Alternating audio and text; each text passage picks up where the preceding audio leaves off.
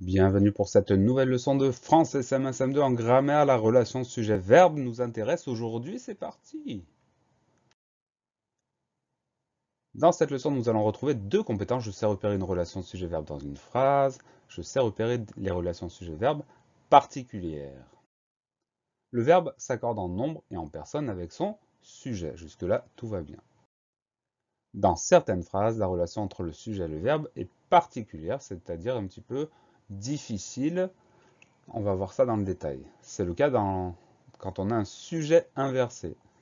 Chantait-elle? Là, on va avoir le sujet qui est après le verbe parce que comme on pose une question, on va avoir un sujet inversé. Le sujet inversé, on peut le rencontrer aussi sans qu'il y ait de phrase interrogative pour rendre la phrase plus jolie.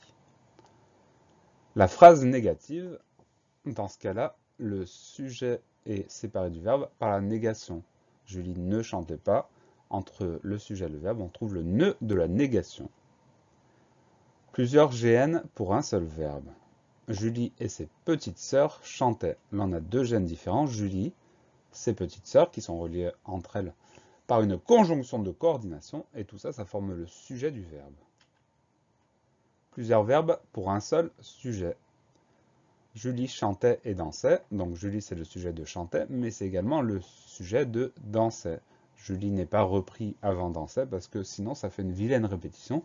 Donc ce sujet-là, il est sujet de deux verbes. Le sujet peut être éloigné du verbe. Julie, devant toute sa famille réunie, chantait. Julie, c'est bien le sujet de chantait.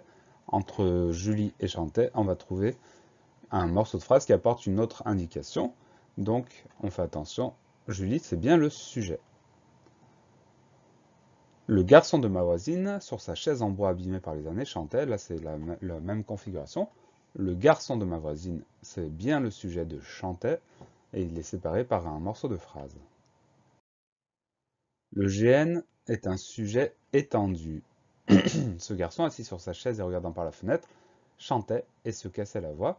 Donc le sujet, c'est tout ça. Ce garçon, assis sur sa chaise et regardant par la fenêtre, chantait et se cassait la voix. On fait attention, c'est bien ça le sujet. Le garçon dont tu m'as parlé s'est cassé la voix en tombant de sa chaise. Le garçon dont tu m'as parlé, c'est bien le sujet. C'est un GN avec un complément, une proposition subordonnée relative à l'intérieur, mais c'est bien tout ça le sujet. La leçon est finie. Pensez à réviser, pensez à vous entraîner, et à bientôt sur la classe plus.